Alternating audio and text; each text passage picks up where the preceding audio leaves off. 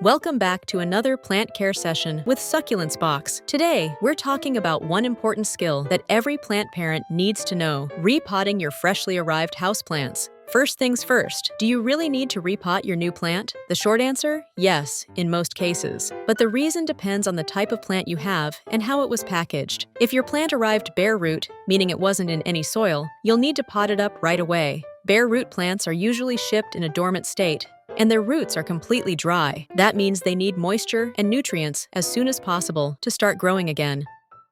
Now, if your plant already came in a pot, you might be thinking, it looks fine. Do I really have to repot it? The answer is still yes. Many plants from nurseries or online stores have been sitting in their plastic pots for a while, which means they might already be root-bound, where the roots have outgrown the pot and are circling inside. This can cause drainage issues, slow down growth, and even damage the plant if left unchecked. Even if the plant isn't root-bound, it's still been through a lot: travel, temperature changes, and new surroundings. Repotting gives it fresh soil, better drainage, and a stable home to settle into. That said, there are a few plants, like Hoya, snake plants, and spider plants, that actually like being root-bound, so they don't need repotting as urgently. But for most houseplants, getting them into a better pot right away is the best move. Normally, plants are best repotted during their active growing season, spring or summer.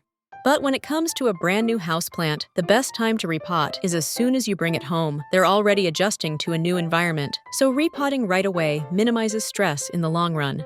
Plus, most garden stores sell plants when they're actively growing, so it's usually the right time of year to do it anyway.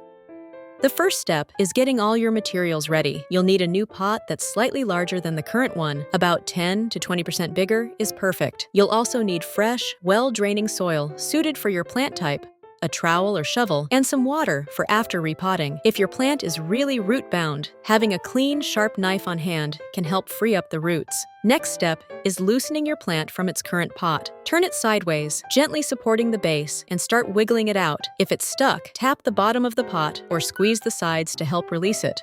Once it's out, shake off excess soil from the roots. This helps the plant adjust to its new soil and lets you inspect for any issues. If you notice black, mushy roots, that's root rot. Trim those off with clean scissors. If the roots are tangled, gently loosen them with your fingers to encourage new growth. Now, it's time to prepare the new pot.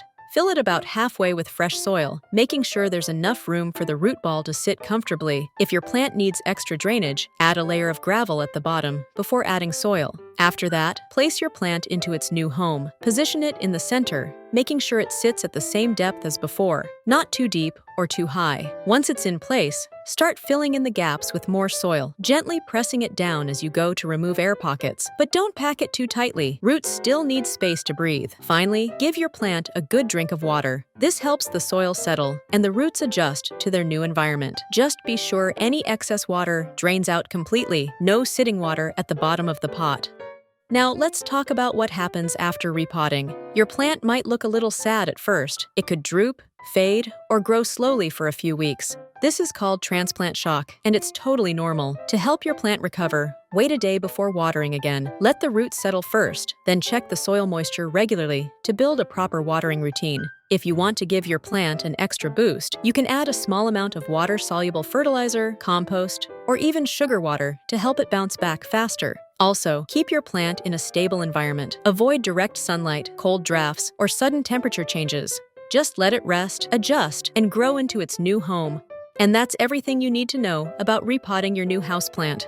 Giving your plant a fresh start in a new pot helps it settle in faster, grow healthier, and thrive for years to come. If you found this video helpful, don't forget to like and subscribe for more plant care tips. Thanks for watching, and happy planting! For more, you can find us at succulentsbox.com or on YouTube, TikTok, Facebook, Instagram, and Pinterest.